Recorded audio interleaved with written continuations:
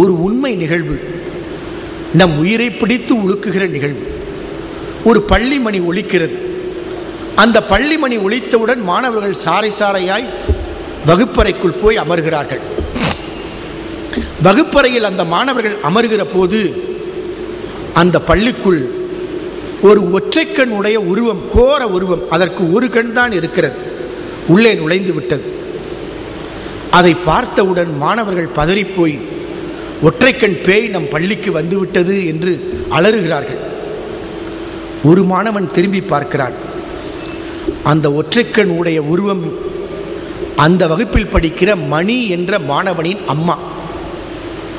உடனே அந்த மாணவன் சொல்கிறான், டே, இது நம் மணியோட அம்மா. அந்த மாணவனின் கண்டுபிடிப்பு. மணி திரும்பி பார்க்கிறான், மணியுடைய அம்மா தான்.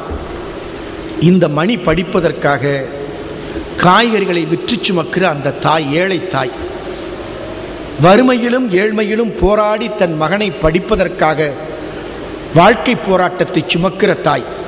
அவளுக்கு ஒரு கண் தான் இருக்கிறது. இதை மாணவர்கள் கேலி பேசியவுடன் மணியால் பொறுக்க முடியவில்லை. மணி தன் அம்மாவை பார்த்து சொல்கிறான், எதற்கு பள்ளிக்கு வந்த? உன்னை யார் பள்ளிக்கு வர சொன்னாய்? உன்னை அம்மா என்று சொல்லவே எனக்கு வெட்கமாக இருக்கிறது. நீ இருப்பதை விட செத்துப்போ என்று மணி சொல்லிவிட்டான். அந்த அம்மாவுக்கு இரவு முழுவதும் உறக்கமில்லை. இவன் நள்ளிரவு நேரத்தில் வீட்டில் சமையலறையில் தண்ணீர் குடிக்கப் போகிறான். அங்கே அந்த ஒற்றைக்கண் உருவம் தன் ஒரு கண் வழியே அழுது கொண்டே இருக்கிறது. மணி சொல்லிக் கொள்கிறான் மனதுக்குள், நாம் திட்டியது சரிதான், அப்பொழுதுதான் அம்மா பொது இடத்துக்கெல்லாம் வரமாட்டாள். இப்படி மணி தன் மனதை தேர்ச்சி கொண்டான். காலச்சக்கரம் உருண்டோடியது. வறுமையிலும் ஏழ்மையிலும் போராடிய அந்த மணி வாழ்வின் உயர்நிலைக்கு வந்து விட்டான். வட இந்தியாவில் அவனுக்கு ஒரு நல்ல வேலை கிடைத்தது. நல்ல குடும்பம் அமைந்து விட்டது, அழகிய மனைவி, நல்ல பிள்ளைகள். ஆனால் இது அனைத்தும் தன் தாயோடு தொடர்பில்லாமலேயே அவன் வாழ்க்கை நகர்கிறது. ஒரு நாள் அவன் சொந்த ஊருக்கு வருகிறான்.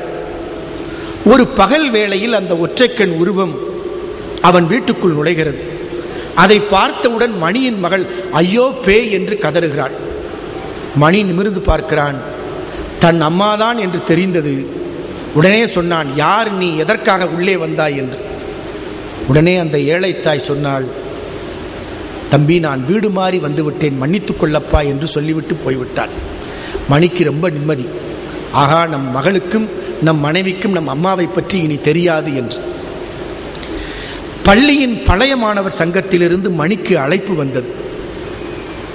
பழைய மாணவர் சங்க விழாவில் மணி கலந்து கொள்ள வேண்டும் என்று.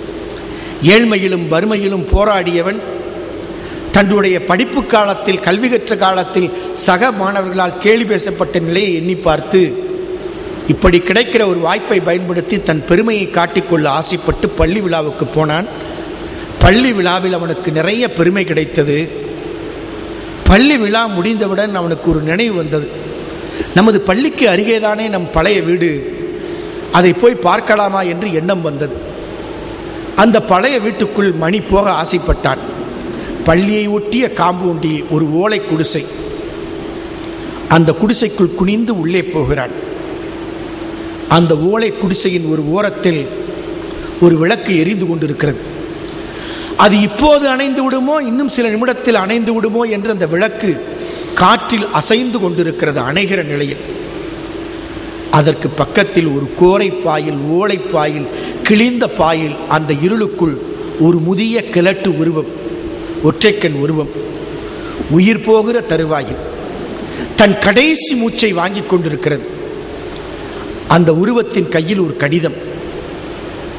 அதுதான் அவன் அம்மா. மெல்ல அந்த கடிதத்தை விரிவித்து பார்க்கிறான். தன் மகன் மணிக்காகவே அந்த அம்மா அந்த கடிதத்தை எழுதியிருக்கிறாள்.